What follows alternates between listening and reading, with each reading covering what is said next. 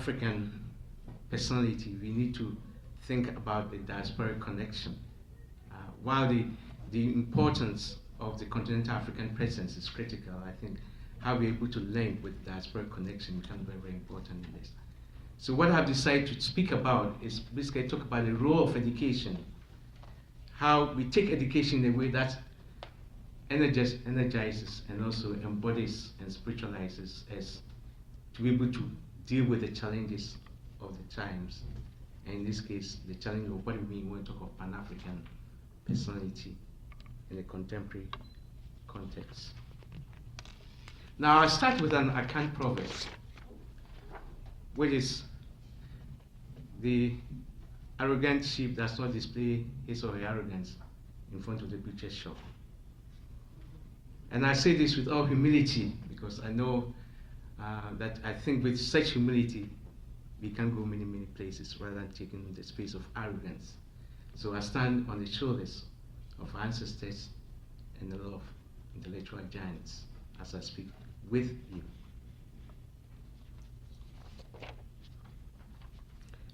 One of the things we need to be very, very careful of when we speak about Pan-African personality today is how we center the notion of African spirituality in this discussion. And to me, the centering is to speak in a way that allows us to take spirituality as a theoretical and practical framework for understanding what it means to talk about contemporary Pan-African personality. And in my particular context, I'm interested in how we take African spirituality as a way to resist the dismemberment and disembodiment of African bodies in the Euro-colonial educational system. In preparing my remarks, I had to go through a lot of personal reflections. And one of the things that I think when one reflects on some of these issues is to think of some examples. And three things come to mind in terms of personal reflections. The first is what is in the name Africa African. It's not simply a badge of honor, but I think to me it's a call to action. A question of a call to action. And the point I'm making here is where sometimes we get into this endless debate about whether we are Africans or we are black. And that dehumanizing aspect of it to me is something that we need to move away from. And I think to me, the question is not whether we are black or African. It's if we call ourselves Africans. But it's not in that name. And to me, it's more than a badge of honor. It's a call to action. The second, in terms of personal reflections, is dealing with the coloniality of schooling and the pathologies of the African family. And sometimes what happens is that a number of us do internalize those pathologies. So when schools take credit for success, for example, when it comes to failure, they look somewhere else and blame. Now, if you take credit for success, you must be damn well prepared to accept responsibility for failure.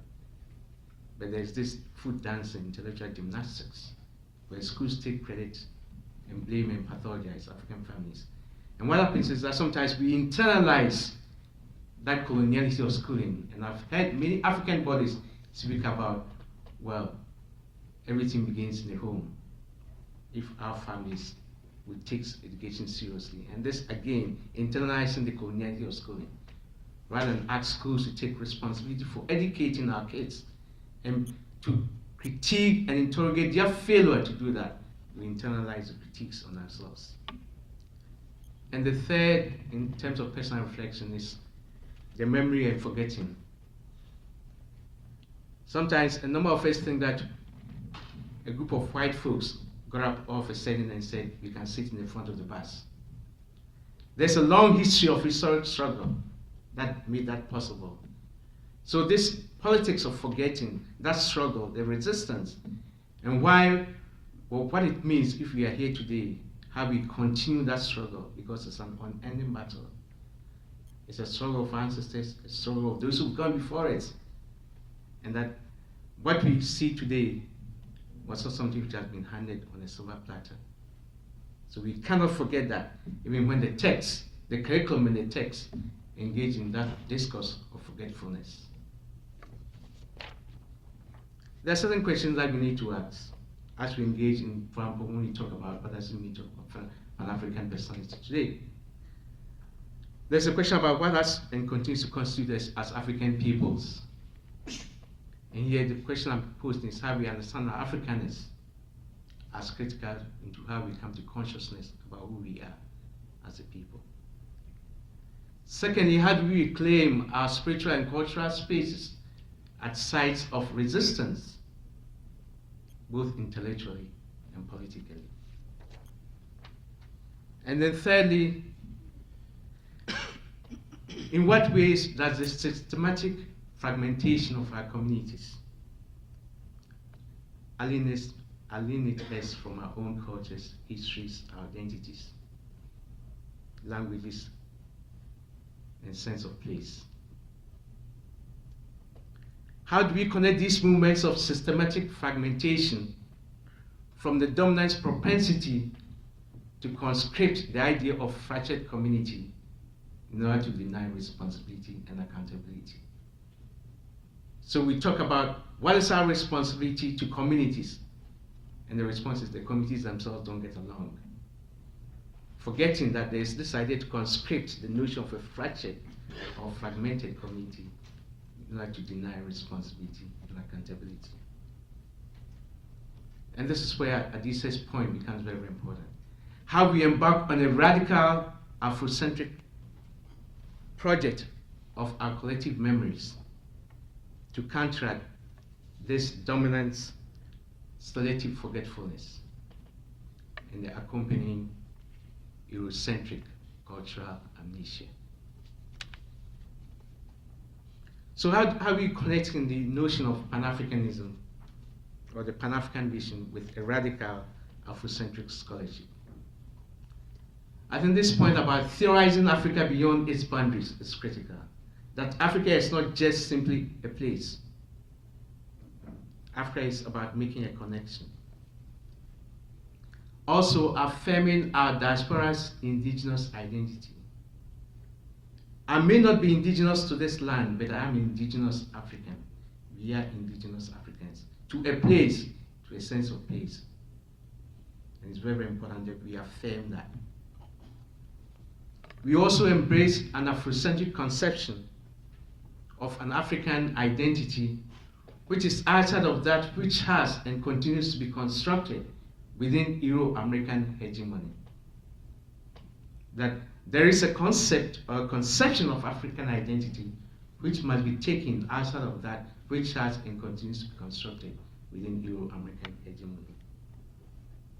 And that we need to reclaim and reinvent our Africaness in a diasporic context.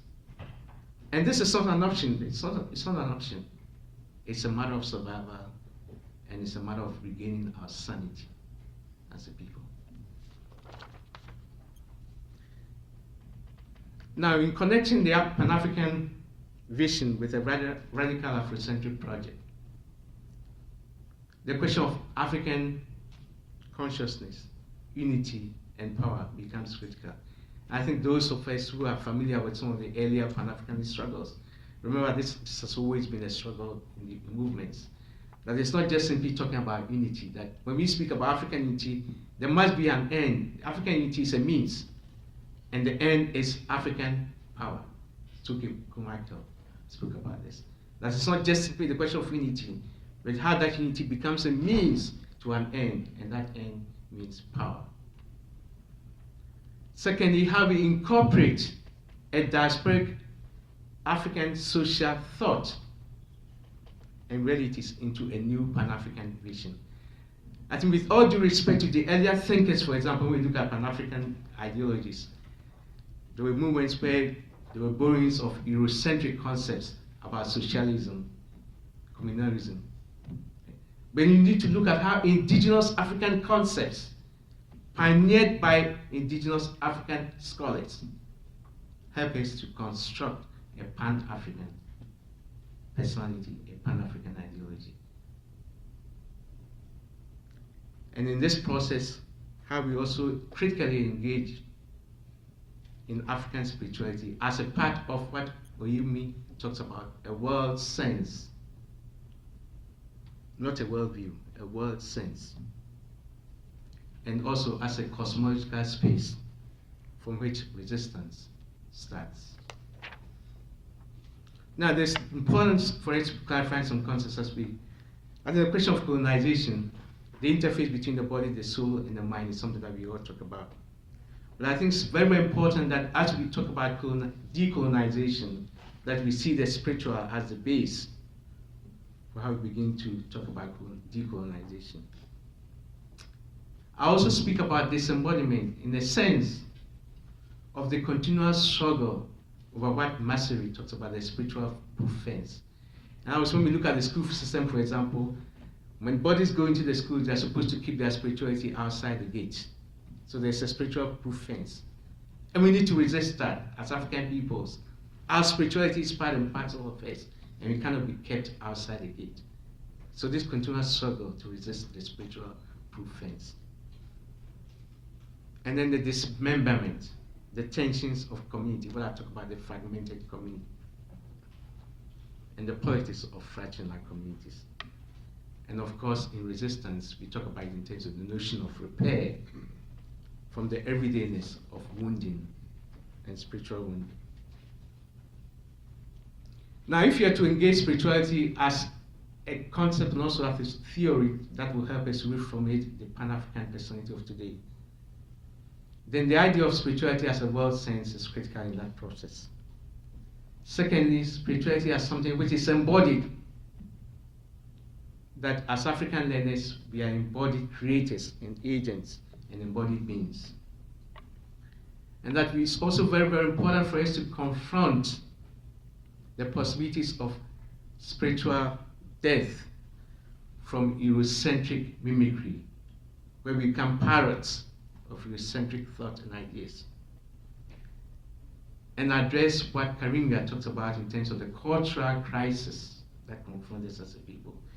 And of course, Olivia Santi's notion of the dominant resistance to the painful demise, but I would add the painful but also necessary demise of Eurocentricity.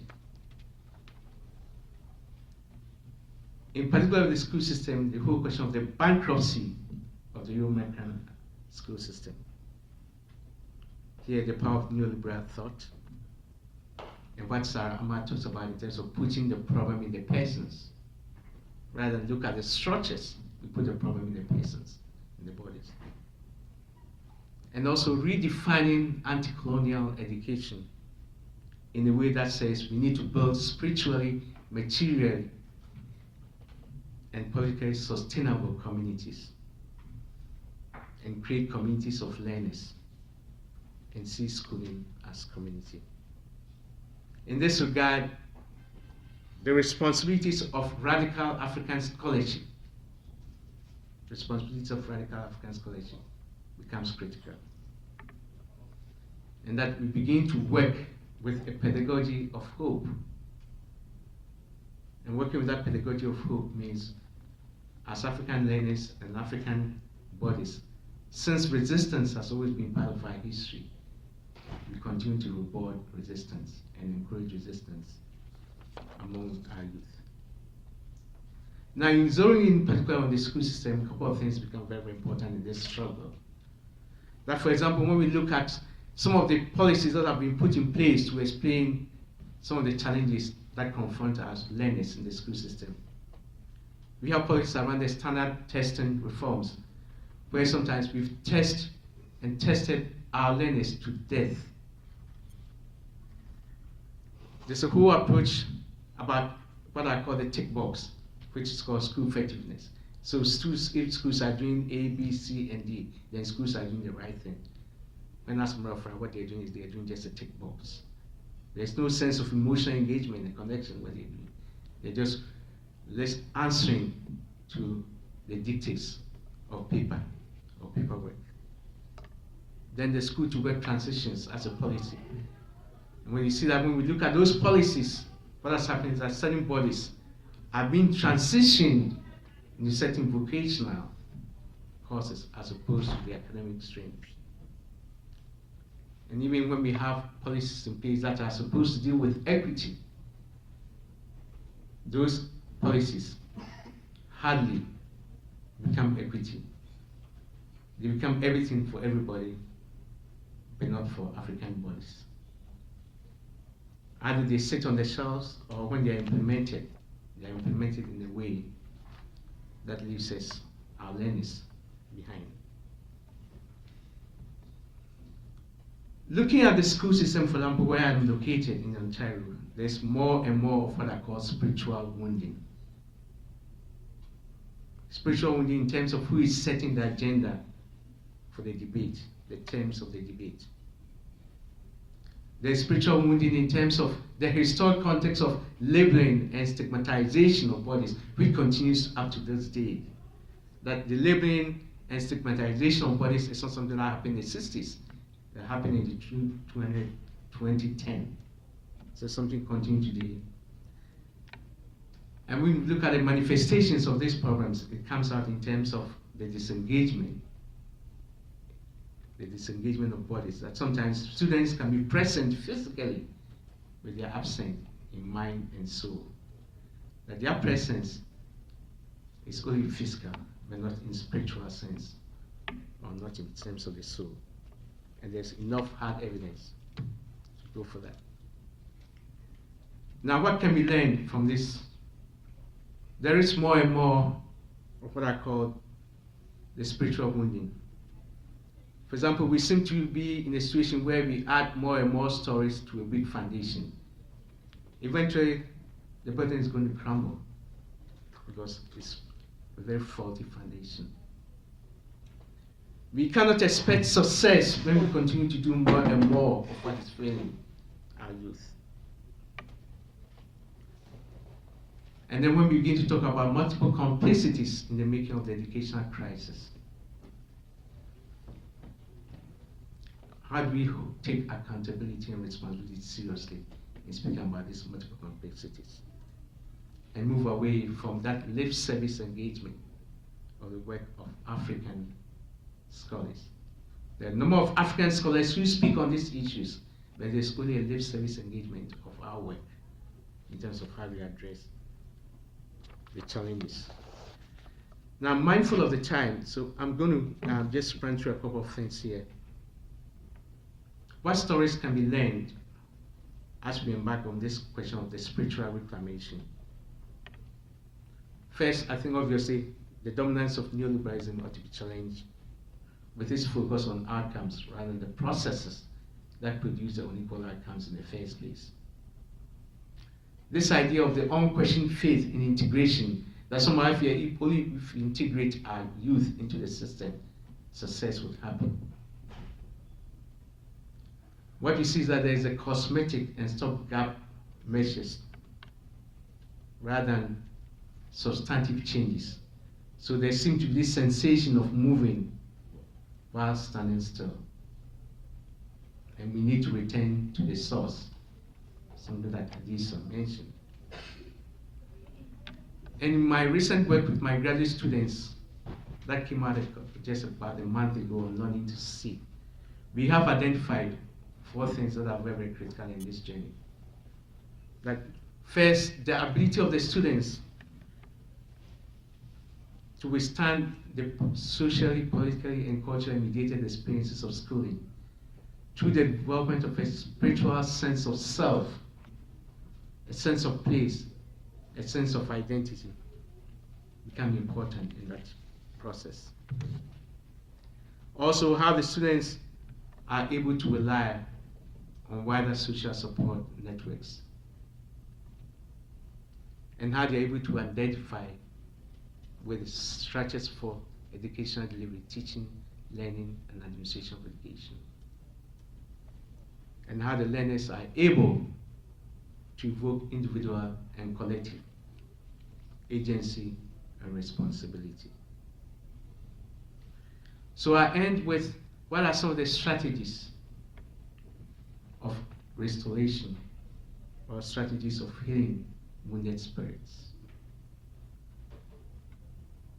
I would argue that first and foremost, embodying spirituality as legitimate and valid knowledge base. becomes important. Secondly, how we claim the authenticity of our own voices as spiritual voices.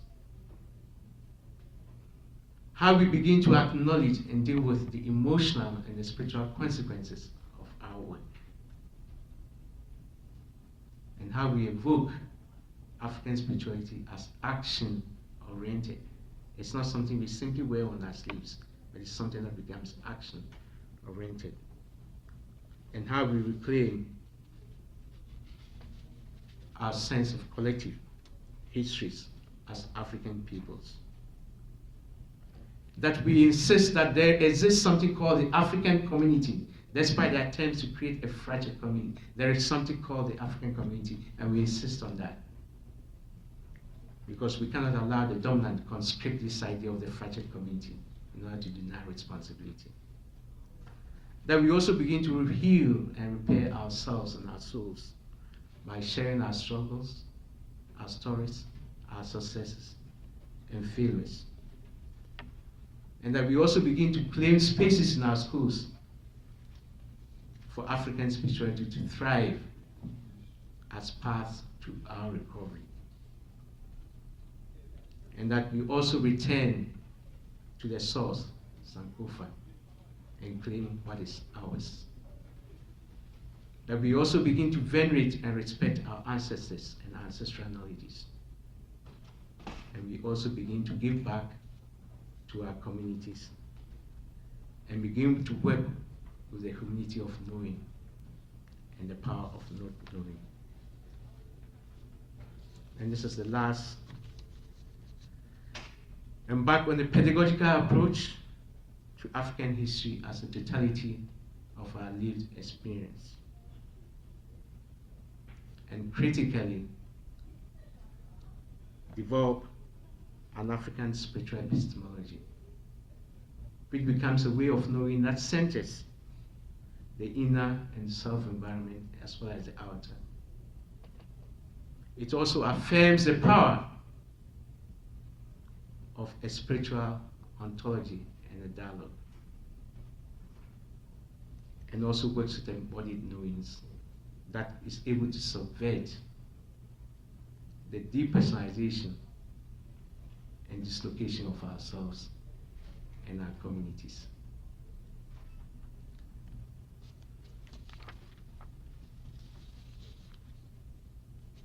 As we all do some of these things and practices, we stress the ontological lineage of Africa and the African diaspora and begin to ask ourselves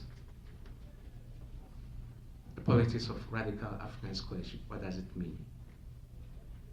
It's developing the responses of the African intellectual today. I began with a proverb, and I want to end with a proverb. And this to me is very, very important. The baby elephant is only hoping to live longer. It is not necessarily looking to grow into a big elephant. If that happens, that's fine. The honor of one is the honor of all. Asante.